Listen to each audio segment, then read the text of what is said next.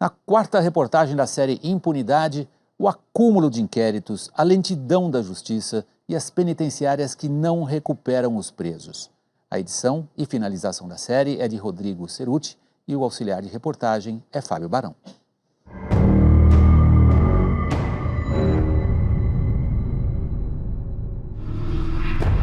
Da descoberta do crime à punição do criminoso, o sistema de justiça depende de várias instituições. A polícia investiga, encontra o suspeito e apresenta as provas de que ele é o culpado. O Ministério Público usa essas informações para acusar e pedir a condenação do réu, que vai ser defendido por um advogado. E cabe ao juiz ou ao jurado, se for um homicídio, decidir se o acusado é inocente ou se vai para a cadeia. Uma fase do processo depende da outra. O problema é que no Brasil todas têm deficiências sérias, para desespero das famílias das vítimas. A dor é muito grande. A gente vê, eu vejo a imagem do meu filho em todos os locais. Ele permanece comigo e ao mesmo tempo parece que eu não consigo fazer nada para colocar os assassinos no lugar que eles deveriam estar. O empresário de Canoas, na região metropolitana de Porto Alegre, não se conforma com a falta de punição dos assassinos do filho. Nas instituições eu ainda acredito, né? Mas eu não acredito que essas pessoas que assumiram esse processo quiseram fazer alguma coisa realmente para descobrir. Não, nessas pessoas eu não acredito. Mário Gabardo tinha 20 anos de idade. No dia 29 de setembro de 2005, ele parou o carro nessa rua. Ainda no banco do motorista, foi atingido por 2 tiros, disparados por um homem que, segundo testemunhas, nem se preocupou em esconder o rosto. Uma delas descreveu com detalhes o carro dirigido pelo assassino. No dia 19 de maio de 2006, o veículo foi apreendido. A testemunha confirmou, era o mesmo carro. Mas no mesmo dia, ele foi liberado sem passar por perícia. O assassinato de Mário Gabardo vai completar 9 anos sem solução e com a investigação arquivada. Na época, a equipe que participou dessas diligências foi uma equipe qualificada e fizeram tudo que estavam à sua disposição naquele momento. Mas esse promotor aponta várias falhas no trabalho da polícia. Não houve a preservação do local do crime, não houve a preservação do veículo da vítima, a cena do crime foi alterada, aí você não tem como buscar prova.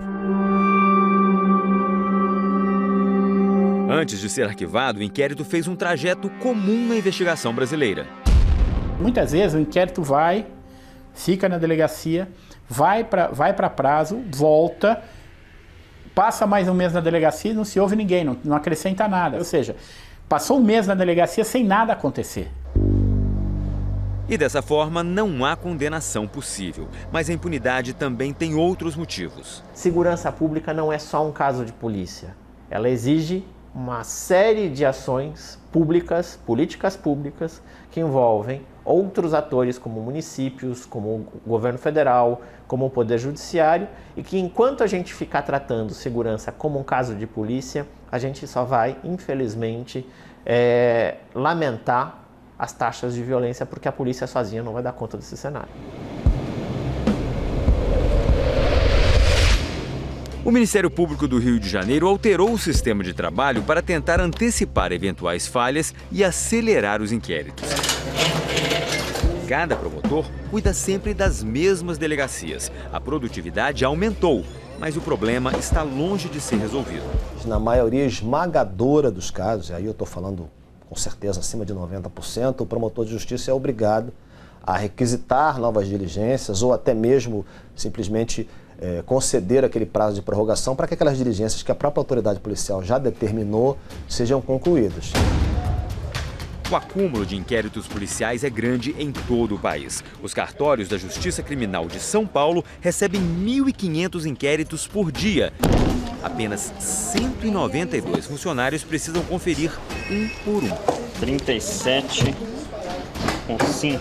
E não há a menor dúvida que esse sistema, que é inadequado para a nossa realidade, ele não contribui para a redução dos índices de impunidade. Pelo contrário, ele é um motor que fomenta. Nossa sociedade não vai conseguir sobreviver a mais 50 anos nessa escalada crescente de violência. E vai ser difícil encontrar espaço para tantos processos. O Brasil gosta de guardar papéis. O Tribunal de Justiça de São Paulo ainda tem os autos de um réu condenado a levar chicotadas em 1874.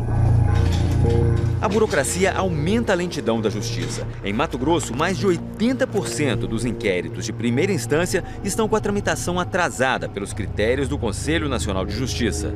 O presidente do Tribunal de Justiça do Estado diz que para dar conta do serviço seriam precisos mais 50 juízes e quase 1.500 servidores.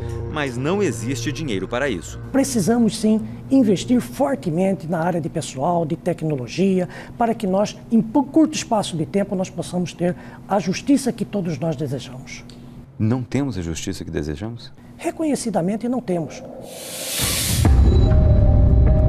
Segundo o Conselho Nacional de Justiça, apenas os tribunais do Acre, do Amapá e do Tocantins cumpriram mais de 60% das ações penais dentro do prazo estabelecido pela Estratégia Nacional de Justiça e Segurança Pública. Em outros 4 estados e no Distrito Federal, o cumprimento da meta ficou abaixo desse patamar. E na maior parte do país, não passou de 30%. A média nacional não chega a 16%. Com tantas dificuldades para identificar e processar um criminoso, a gente começa a pensar que ninguém é condenado no Brasil. Mas aí vem à memória aquelas cenas de cadeias cheias, presídios em rebelião porque estão superlotados. Neste país se pune muita gente, mas até isso a gente faz mal.